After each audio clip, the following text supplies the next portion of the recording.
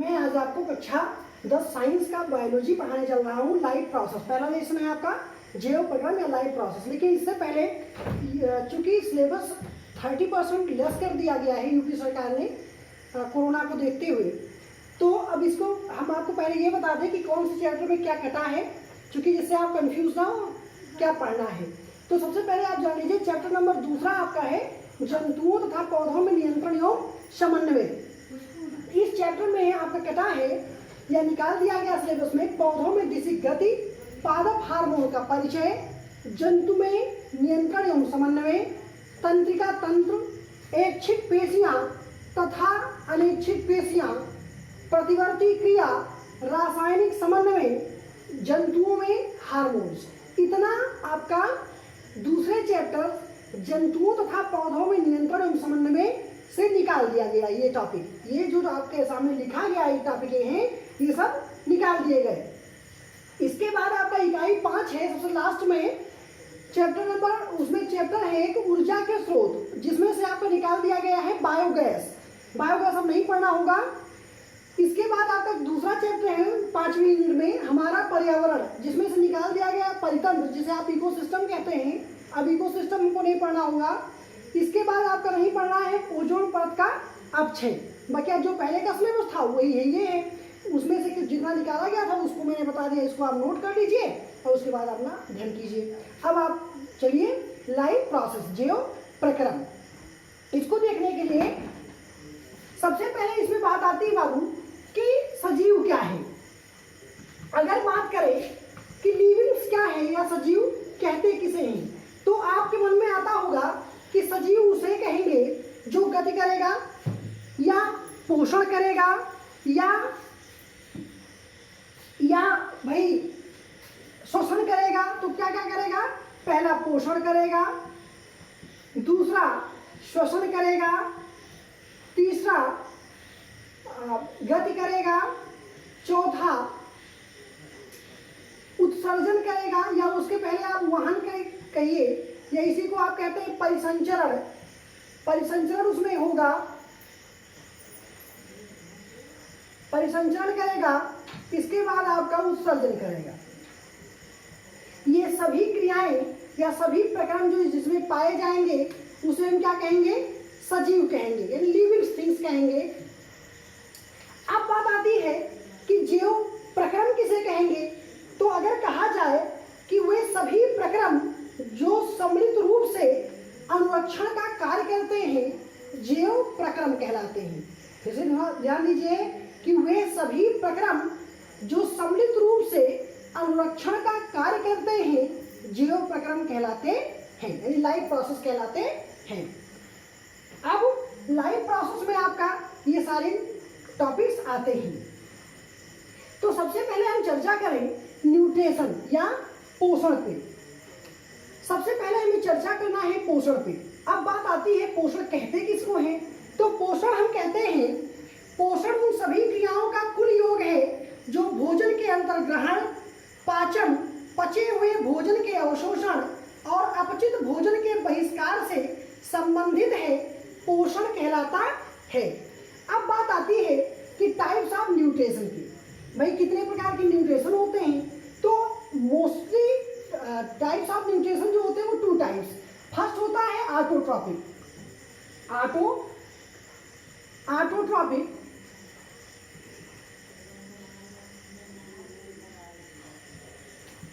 Autotrophic और heterotrophic.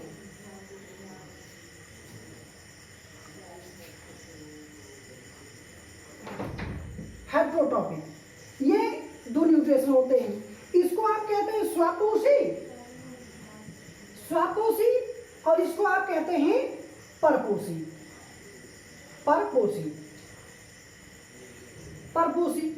अब अगर इसकी भी क्लासिफिकेशन इस समय किया जाए तो इसको हम 5 भागों में बांट सकते हैं।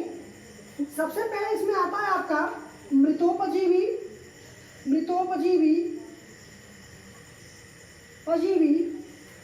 दूसरा सहजीवी या जिसे आप पहले रखें परजीवी, तीसरा आपका सहजीवी, पादप संभोजी, पादप संभोजी, संभोजी, और लास्ट है आपका जंतु संभोजी, जंतु संभोजी, या इसे कहते हैं प्राणी संभोजी भी कहीं लिखा होता है, तो वही बात है प्राणी संभोजी। अब बात की जाए कि सबसे पहले तो बात की जाए ऑटोट्रॉपिक या स्वापोषी किसे कहते हैं। अब हम चर्चा करेंगे ऑटोट्रॉपिक न्यूट्रिशन पे। तो अब ऑटोट्रॉपिक न्यूट्रिशन क्या किसे कहते हैं या स्वापोषी किसे कहते हैं। ऑटो मीन्स होता है सेल्फ, ऑटो मीन्स सेल्फ, और ट्रॉपिक मीन्स होता है न्यूट्रिशन यानी लेबल, यानी वे एनिमल्स या वे लिविंग थिंग्स जो अपना भोजन स्वयं प्राप्त करते हैं, ऐसे जीवों को हम क्या कहते हैं, ऑटोट्रॉपिक नेचर कहते हैं, यानी ऑटोट्रॉपिक न्यूट्रिशन कहते हैं, यानी टाइप एनिमल्स कहते हैं। इसे पहले सुन लीजिए, वे जीव जो अपना भोजन स्वयं बना लेते हैं, ऐसे जीवों को हम स्वापोषी जीव कहते हैं। अब इसके बाद बात आती है कि परपोषी किसे कहते हैं। अब ऑटोट्रॉपिक हो गया, तो इसके बाद अब हेटेरोट्रॉपिक। हेटेरोट्रॉपिक क्या है भाई, विषमपोषी या इसे कहते हैं परपोषी। वे जीव जो अपना भोजन दूसरे जीव अर्थात दूसरे जीवों से प्राप्त करते हैं, ऐसे जीवों को हम क्या कहेंगे, परपोषी। अब परपोषी पोषण के आधार पर इनको फिर से हमने डिवाइड कर लिया 5 भागों में। सबसे पहले आता है मृतोपजीवी, दूसरा है आपका परजीवी, और तीसरा सहजीवी, चौथा पादप संभोजी, पांचवा जंतु संभोजी चाहे कहिए चाहे प्राणी संभोजी कहिए इसको। अब इसमें सबसे पहले अगर बात की जाए मृतोपजीवी की, तो डायरेक्टली कहा जाए कि वे जीव जो अपना भोजन सड़े गले कार्बनिक पदार्थों से प्राप्त करते हैं, ऐसे जीवों को हम मृतोपजीवी जीव कहते हैं। जैसे इसमें आप रखोगे कवक या फफूंद को, इसमें आप क्या रखोगे, कवक या फफूंद।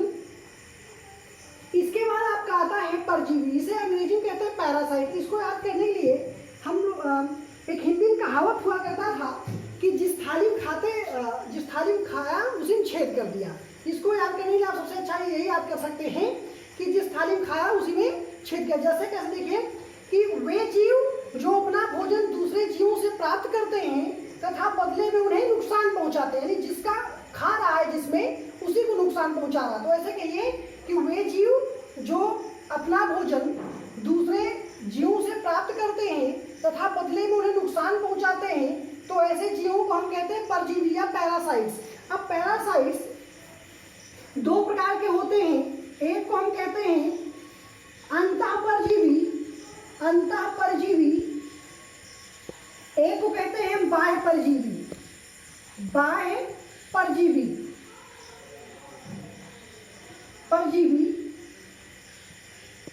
इंडो पैरासाइट्स और एक्सोपैरासाइट्स। अब अंतःपरजीवी क्या है, वे जीव, अब कहा जाए कि अंतःपरजीवी क्या है, तो इसकी परिभाषा कहा जाएगा कि वे जीव जो अपने पोषक से अर्थात जिससे भोजन प्राप्त कर रहे हैं उसके शरीर के आंतरिक हिस्सों से भोजन प्राप्त कर रहे हैं, यानी शरीर के जो अंदर से आंतरिक भागों से अपना भोजन प्राप्त करते हैं, तो ऐसे जीवों को क्या कहते हैं, अंतःपरजीवी कहते हैं, यानी इंडोपैरासाइट्स। जैसे इसमें आपका आता है पेट का केचुआ, जिसे आप फीता या क्रीम कहिए या पेट का केचुआ कहिए, ये छोटे बच्चों में अधिकांश होता है। अगर दूसरा बात किया जाए कि बाह्य परजीवी किसे कहते हैं, तो बाह्य परजीवी वही उसे कहेंगे जो शरीर के बाहर से अर्थात शरीर के आउटर मोस्ट सेल से यानी बाहरी त्वचा से बाहरी कवरिंग से अपना भोजन प्राप्त करे और बदले में नुकसान पहुंचाए। अब इसमें आपका तमाम आते हैं, जैसे मक्खी है, मच्छर है, खटमल है, बालों का जू है, तमाम इसमें आते हैं। तो ये आपका हो गया अंतःपरजीवी, बाह्य परजीवी। दोनों में इतना अंतर है कि अंतःपरजीवी शरीर के अंदर और ये क्या है, शरीर के बाहर, बस।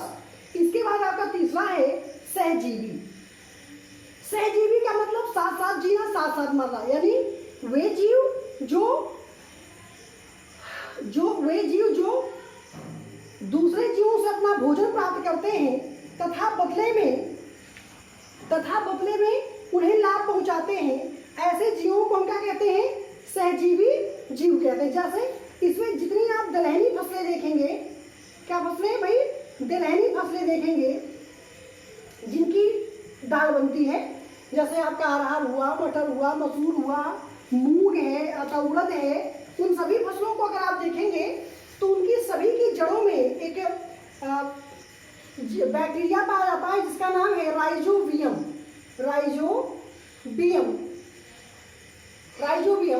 और इस समय धान का चूंकि सीजन है तो इस समय धान की जो जड़ों में पाया जाता है वो पाया जाता है नाइस्टाक एनाबिना। ये ऐसे बैक्टीरिया हैं कि जो पौधों से अपना भोजन प्राप्त करते हैं, यानी पौधों की जड़ों को खाते हैं, लेकिन बदले में उन्हें क्या करते हैं कि लाभ पहुंचाते हैं। लाभ क्या पहुंचाते हैं? ये क्या करते हैं बाबू? राइजोबियम या नाइस्टाक एनाबिना इन्वायरमेंटली नाइट्रोजन को नाइट्रेट में चेंज करके उस पौधे को डायरेक्टली देते हैं, जिससे पौधा क्या होता है? ग्रो करता है। तो अब इधर देखिए, पौधा भी ग्रो कर रहा है और जो आपका बैक्टीरिया है वो भी पौधे की जड़ खाकर ग्रो कर रहा है। तो यहाँ दोनों को जो होते हैं, यानी कि जो दोनों सहपाठियों को यहाँ लाभ पहुँचता है। तो आप परिभाषा कैसे देंगे कि वे जीव जो अपना भोजन दूसरे जीवों से प्राप्त करते हैं तथा बदले में उन्हें लाभ पहुँचाते हैं, बेनिफिट देते हैं, तो ऐसे जीवों को हम क्या कहते हैं? सहजीवी। जैसे में आप रखेंगे राइजोबियम या नाइस्टाक एनाबिना। अब बात करना है पादप संभोजी। अब पादप संभोजी किसे कहते हैं भाई? तो पादप संभोजी किसे कहते हैं? इसमें थोड़ा सा पादप संभोजी ध्यान देना है कि इसमें क्या है कि आते हैं इसमें जंतु। क्या आते हैं भाई? जंतु, लेकिन काम क्या करते हैं? पादपों की तरह। यानी पादप क्या काम करता है? स्वापोषी का। तो जो जंतु हो लेकिन क्या करें? स्वापोषी का काम करें, यानी ऑटोट्रॉपिक टाइप न्यूट्रिशन एब्सॉर्ब करें या प्राप्त करें। तो ऐसे कैसे क्या कहेंगे इनको कि वे जंतु जो अपना भोजन पादपों या वे जंतु जो अपना भोजन पादपों की तरह प्राप्त करते हैं, ऐसे जंतुओं को हम पादप संभोजी जंतु कहते हैं। और इस प्रकार के न्यूट्रिशन को पादप संभोजी न्यूट्रिशन कहते हैं। इसमें जैसे रखेंगे किसको? तो इसमें आप रखते हैं युगलीना को। क्योंकि आप जानते हैं कि ये अपना जो भोजन होता है वो ऑटोट्रॉपिक नेचर शो करता है और पादपों की तरह भोजन बनाता है। तो आप परिभाषा फिर से सुन लीजिए। परिभाषा में आप ऐसे कहेंगे कि वे जंतु जो अपना भोजन पादपों के तरह प्राप्त करते हैं अर्थात स्वापोषी होते हैं, ऐसे जंतुओं को पादप संभोजी जंतु और इस घटना को या इस प्रकार के पोषण को पादप संभोजी पोषण कहते हैं। अब इसमें एग्जाम्पल आप रखेंगे तो एग्जाम्पल में आप यूग्लिना रख लेंगे। क्योंकि ये करता क्या है कि ये प्रकाश संश्लेषण करता है, अर्थात ये कार्बन डाइऑक्साइड लेकर के, क्लोरोफिल चूंकि इसके पास है ये है, तो ये कार्बन डाइऑक्साइड लेकर के और वाटर कंडीशन सही है, तो इसके साथ ये आपका प्रकाश की उपस्थिति में, प्रेजेंस ऑफ सनलाइट, प्रकाश की उपस्थिति में ये क्या करता है कि ग्लूकोज बनाता है, C6H12O6 और +6 मॉलिक्यूल्स O2 रिलीज करता है ये आपका। तो इस प्रकार का, यानी इस प्रकार जिस प्रकार के प्लांट्स न्यूट्रिशन करते हैं उसी प्रकार ये आपका यूग्लिना करता है, इसीलिए इसको क्या कहते हैं? पादप संभोजी जंतु कहते हैं। अब इसके बाद अगर कहा जाए तो आपका बचता है जंतु संभोजी। क्या बचता है? जंतु संभोजी। तो ये भी जंतु संभोजी नाम से उल्टा ही है, क्योंकि इसमें रखना किसको है? तो इसमें रखना है प्लांट को। किसको रखना है भाई? पादप को, यानी प्लांट्स को, पौधे को। अब इसमें कौन से पौधे आते हैं? आप जानते हैं जो जीरोफिलिक प्लांट होते हैं, जो जीनोफिटिक आपके प्लांट होते हैं वो उनमें नाइट्रोजन की कमी होती है। अब वो नाइट्रोजन को पूरा करने के लिए क्या करते हैं बाबू कि वो अपनी पत्तियों को या प्लांट्स के तमाम हिस्सों को अलग अलग मॉडिफाइड कर लेते हैं, जिससे बैक्टीरियाज हुए, इंसेक्ट हुए, इन सबको वो खा करके, भक्षण करके अपना नाइट्रोजन का जो स्तर होता है उसे कंप्लीट करते हैं। तो इसमें आप परिभाषा कैसे कहेंगे कि वे पादप जो दूसरे जीवों का भक्षण करके अपना भोजन प्राप्त करते हैं जंतु संभोजी कहलाते हैं। इसमें आपका आता है घटपर्णी। घटपर्णी नाम से क्लियर है, इसमें आप समझते हैं जैसे घट माने होता है घड़ा और पेड़ माने पत्ता, यानी वे पौधे जिनकी पत्तियां बिल्कुल घड़े लाइक, ऐसे बिल्कुल घड़े लाइक आकार में हो जाती हैं, बिल्कुल ऊपर हल्का सा सकरा क्षेत्र हो जाता है। तो इससे क्या होता है कि जो इंसेक्ट होता है वो थोड़ा सा भ्रमित अवस्था में हो जाता है, वो सोचता है जैसे कि फ्लावर है, इसका मकरंद अंदर होगा, तो उसको लेने के लिए वो क्या करता है, इसके इंटर कर जाता है। जैसे वो इंटर करता है तो ये क्लोज हो जाता है लीफ, और लीफ क्लोज होने जाते ही इसका ये पाचन हो जाता है। ऐसे एंजाइम्स इसमें पाए जाते हैं जिनका सीधा ये जो इंसेक्ट इसमें इंटर कर गया उसका ये डाइजेशन कर लेते हैं, यानी पाचन कर लेते हैं।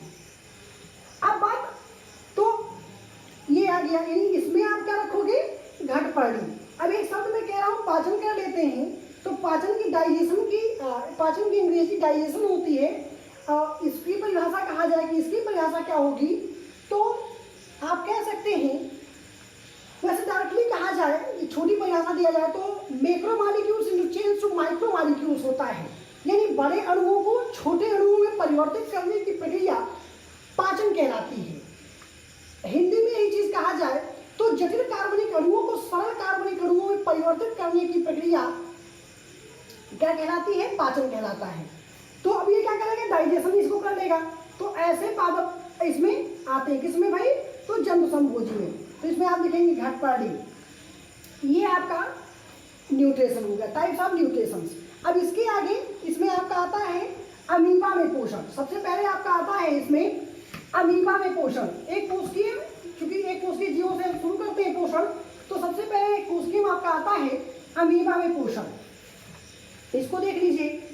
अब आपको पढ़ना है अमीबा में पोषण, न्यूट्रिशन ऑफ अमीबा, अमीबा में पोषण। आप जानते हैं कि अमीबा एक कोशिकीय जीव है। क्या है, एक कोशिकीय जीव है, यानी यूनिसेलुलर ऑर्गेनाइजेशन का बना हुआ है। बिल्कुल नंगी आंखों से भी नहीं दिखाई देता, इतना छोटा एनिमल है। उसका स्ट्रक्चर भी आप कह सकते हैं जैसे भी आपका मन करे वैसे बना दीजिए, क्योंकि एक कोशिकीय है, बिल्कुल प्रोटोप्लाज्म की तरह बिखरा हुआ, जैसे भी आकार, ऐसे आपका ऐसे जिस तरह भी आप कह सकते हैं वो अमीबा ही हो जाएगा। तो इसमें अब न्यूट्रिशन कैसे होता है इसको देख लीजिए। इसमें न्यूट्रिशन, इसमें जैसे ये आपका अमीबा हो गया, या ऐसे बना लीजिए, ये आपका अमीबा हो गया, ये इसका केंद्रक हो गया, ये आपका अमीबा हो गया। ये आपका ऐसे बना लीजिए, इसको ऐसे,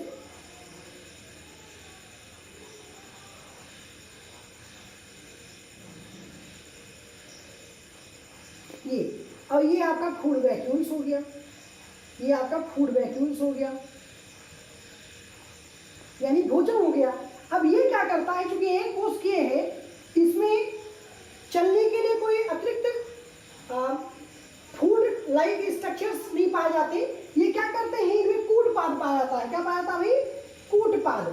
कूट माने असत्य होता है, पाद माने पैर, यानी इनमें पैर भी असत्य हैं, अर्थात झूठे पैर पाए जाते हैं। इसका मतलब क्या, झूठे पैर का क्या मतलब है, मतलब ये अपनी बॉडी को ही चेंज कर लेते हैं और उसी से ये गति करते हैं स्थान से दूसरे। तो उसमें कूटपादों के द्वारा, आप कहेंगे कि ये कूटपादों के द्वारा गमन करते हैं।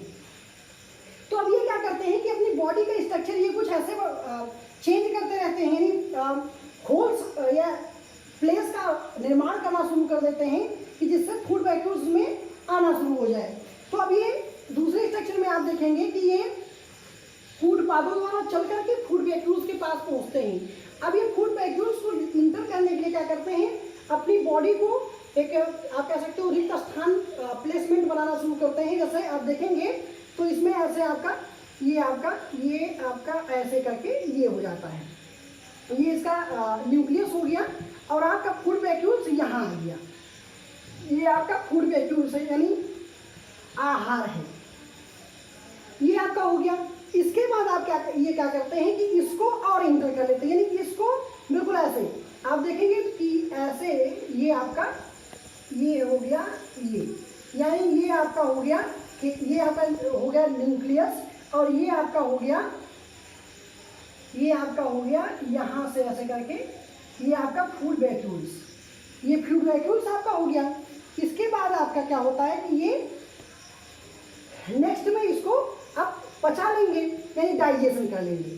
तो आपने देखा कि ये क्या करता है, आपका जो अमीबा है ये एक कोशिकीय जीव है। आप ऐसे लिखते हैं अमीबा में पोषण, आप इसमें लिखेंगे कि अमीबा एक कोशिकीय जीव होता है, इसमें गति जो होता है वो फूड पादों द्वारा होता है। ये आप करते क्या है कि अपने फूड पादों के द्वारा फूड वैक्यूल्स के पास जाते हैं। फूड वैक्यूल्स को बॉडी, चूंकि लाल बॉडी इनके पास होता है तो ये बॉडी को अपने एक रिक्त स्थान, एक होस्ट के लायक बनाते हैं जिससे फूड वैक्यूल्स अंदर आ सके, बॉडी के अंदर इंटर हो सके। तो ये स्ट्रक्चर बेस बनाते हैं जिससे फूड वैक्यूल्स इनके अंदर हो जाता है और फिर फूड वैक्यूल्स को ये इंटर करके डाइजेस्ट कर लेते हैं। अब डाइजेस्ट हो गया तो जो पाचन हुआ, लेकिन कुछ तो अपशिष्ट पदार्थ बचेगा। तो जो अपशिष्ट पदार्थ बचा अब उसका क्या होगा भाई, आप पूछेंगे, क्योंकि उसके निकलने के लिए कोई अतिरिक्त स्थान तो है नहीं बॉडी में, क्योंकि यूनिसेलुलर ऑर्गेनाइजेशन से। तो अब क्या होता है, इनके जो अपशिष्ट पदार्थों का उत्सर्जन होता है, एक्सक्रीशन होता है रॉ मटेरियल का, वेस्टस मटेरियल का, वो बॉडी के सबसे आउटर क्षेत्र से होता है, यानी बाहर से, बाहरी कवरिंग जो है उसी से ये अपना उत्सर्जन करेंगे, यानी एक्सक्रीशन हो जाएगा। यानी जो अपशिष्ट पदार्थ हैं वो ऐसे बॉडी से अपशिष्ट पदार्थ हैं, यानी रॉ मटेरियल है, अपशिष्ट पदार्थ हैं, वो क्या हो जाएगा बॉडी के आउटर मोस्ट पार्ट से, यानी बॉडी के आउटर पार्ट से ये क्या हो जाएंगे, बाहर हो जाएंगे, एग्जिस्ट हो जाएंगे। ये तो आपका हो गया अमीबा में। अब ऐसे ही बात किया जाए पैरामीशियम में, तो पैरामीशियम में कैसे होता है भाई, अब जैसे इसमें होता है वैसे पैरामीशियम में होता है, लेकिन उसको भी देख लीजिए भाई। अब बात की जाए पैरामीशियम की कि पैरामीशियम में पोषण कैसे होता है। पैरामीशियम से ख्याल आया कि पैरामीशियम को स्लीपर एनिमल भी कहते हैं और अमीबा को आप कह सकते हैं अमर प्राणी कहते हैं। तो अमीबा को अमर प्राणी और पैरामीशियम को स्लीपर एनिमल। स्लीपर क्यों कहते हैं, तलवे लाइक होता है, जैसे आपका चप्पल होता है, जूता होता है, या पैर का नीचे वाला तलवा क्षेत्र होता है, वैसे बिल्कुल ऐसे आपका ये ऐसे करके ऐसे ये आपका स्ट्रक्चर ऐसे, ये स्ट्रक्चर बेस ऐसे बनता है ये। तो ये इस तरह। अब इसके बाद अगर पैरामीशियम की बात की जाए तो पैरामीशियम्स में क्या पाया था, गमन के लिए पहले जान लीजिए सीलिया क्या होता है, ये जो बाहर finger like hair like condition है इसे हम कहते हैं सीलिया या रोमाभ। तो सीलिया या रोमाभ पाया जाता है गमन के लिए, इसी से गमन करते हैं और ये इसको फूड के आप कह सकते हैं फूड कैप्चरिंग का भी काम करते हैं। तो इसके बाद हम ये आपका वैसे ही जैसे अमीबा आपका डाइजेशन करता है वैसे ये डाइजेशन करता है। इसके बाद हम आपको नेक्स्ट वीडियो में पढ़ाएंगे मनुष्यों में यानी डाइजेशन ऑफ ह्यूमन बींग्स, या आप कह सकते हो उसको आहार नाल का पूरा पढ़ाएंगे हम नेक्स्ट वीडियो में। धन्यवाद।